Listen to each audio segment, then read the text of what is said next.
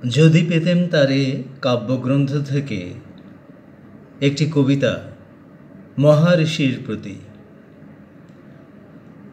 অরবিন্দ অরবিন্দ সরোবরে যথা ফুটিয়া বিলায় গন্ধ দিগন্ত বিস্তারী, তেমতি হে মহাঋষি আপন সৌরভ ছড়াইয়া দিকে দিকে বিপুল গৌরবে করিছ আনন্দাকুল মানব হৃদয়।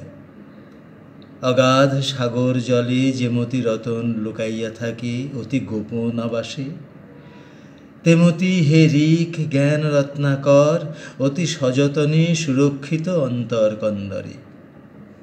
পেয়ে তব জ্ঞানের সন্ধান আমরাও হরষিত, তব দানে মোরা করিয়া আজ উচ্চ শির গাহি যে বিজয় সঙ্গীত তার স্বরে।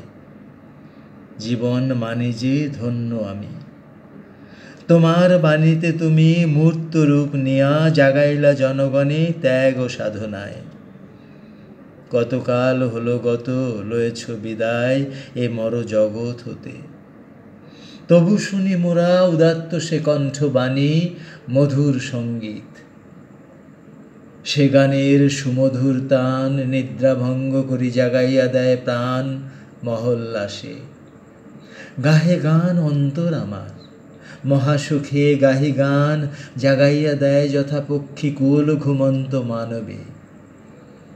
ভুলিবার নহে তব প্রেম ও অবদান চিরস্মরণীয়। আঁধারের পরপার হতে সদা তুমি মানবের সুকল্যাণ ব্রতে করিতেছ মহাতপ। ওগো মহাতপা, ত্যাগী স্বার্থ পরস্বার্থে সদা নিয়োজিত তব কর্ম। ভুলিবার নহে তোমা তব মহাধর্ম।